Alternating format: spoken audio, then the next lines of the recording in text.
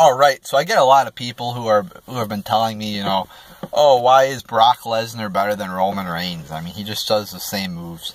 A lot of people criticizing Brock Lesnar. I just want to say, why I like Brock Lesnar so much. So let's go over Brock Lesnar here for a second here. Brock Lesnar. First off, if you compare Brock Lesnar to Roman Reigns, Brock Lesnar is a legitimate badass. I mean, he's been in UFC. He won the college wrestling title. He's beat some of the UFC greats. Frank Mir, Randy Couture. So he's a legitimate badass. All right, he's legitimately badass. All right, and he could kill anybody in that ring legitimately if he wanted to. So Brock Lesnar has legitimate, real badassery to him. Let's take it now. If you look at Roman Reigns just he doesn't have any badass attributes to him. He doesn't have that. The same thing. I mean, Brock Lesnar. I mean, he's Brock fucking Lesnar.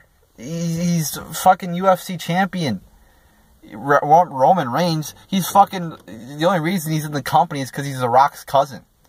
You see the difference here? I mean, it's so that's why. And Brock Lesnar, some people, he only does suplexes and shit like that.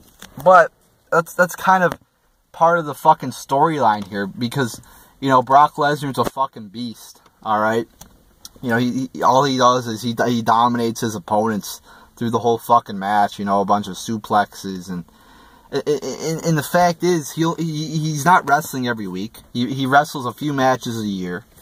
So that's why it's Brock Lesnar. So that's why it's very entertaining to see him wrestle.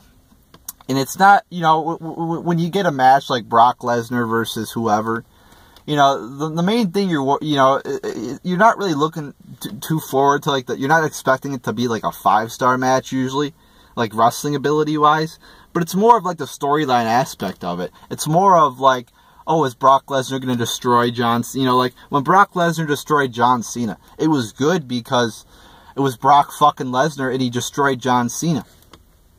Same thing with the Royal Rumble match. Brock Lesnar added to that match. It's just Brock Lesnar is a unique individual. He is a unique competitor.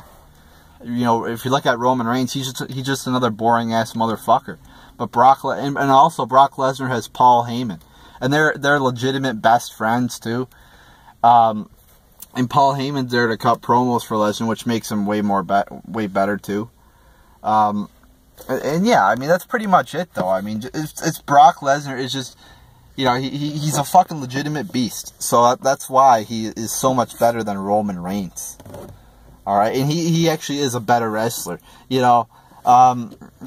They probably just tell him to go out there and do a bunch of fucking suplexes. He could actually wrestle a fucking, really good match if he wanted, technical wrestler, or, actual wrestling wise. He could wrestle a good fucking match if he wanted to, but this is the part of the storyline. He just is supposed to do, dominate his opponents, and it's still entertaining and shit usually, but I mean, I'm just saying that's part of the storyline. And Brock Lesnar, again, he's a fucking beast. He is a good wrestler, too, Yes, he's just doing a bunch of suplexes as of late.